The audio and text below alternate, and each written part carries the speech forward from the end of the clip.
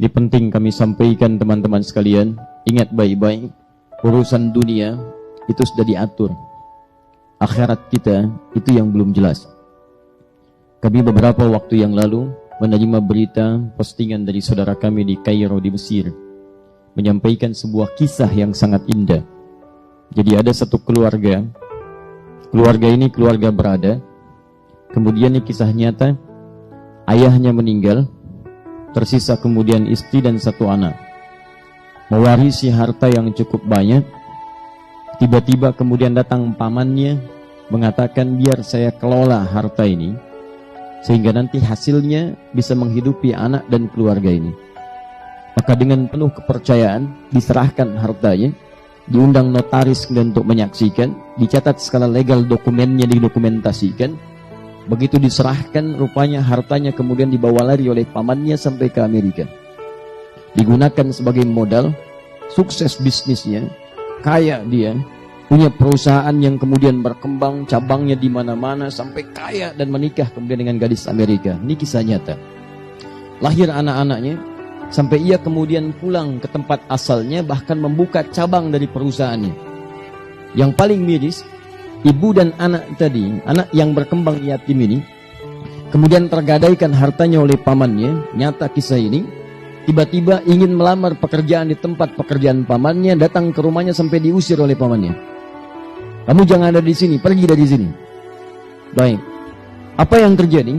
Setelah kemudian dia siapkan tempat tinggal yang cukup mewah, dia akan bawa keluarganya dari Amerika, istrinya dan anak-anaknya kemudian untuk datang ke tempat ia kemudian di situ telah bangunkan satu rumah yang sangat indah.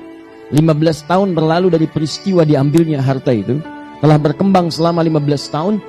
Begitu tiba masanya kemudian jadi rumahnya sangat mewah dengan perusahaan aset yang sangat luar biasa banyaknya.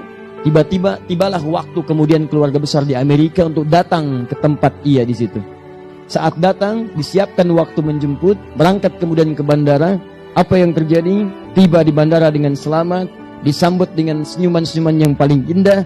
Di jalan kemudian disewakan mobil yang sangat luar biasa mahalnya untuk menjemput. Di perjalanan, ternyata sedang menuju pada takdir yang lainnya. Terjadilah kecelakaan yang besar pada saat itu.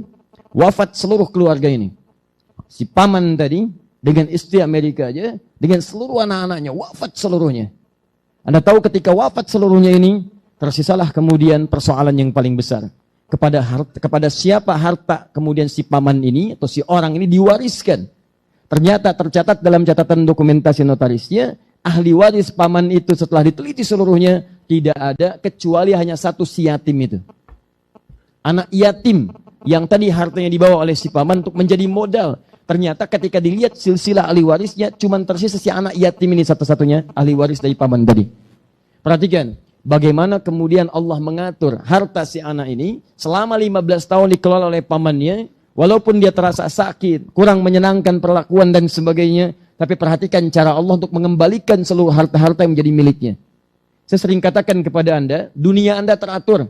Harta Anda mencari dengan cara yang halal, sudah Allah siapkan rezekinya. Tidak akan tertukar. Cuman putri yang tertukar sampai jadi sinetron. Ya, cuman menteri yang ditukar. Tapi harta tidak akan pernah, rezeki tidak akan tertukar. Akan diberikan sesuai dengan maslahat hidupnya sampai Anda wafat. Jadi kalau rezeki Anda belum terpenuhi, Anda nggak akan wafat.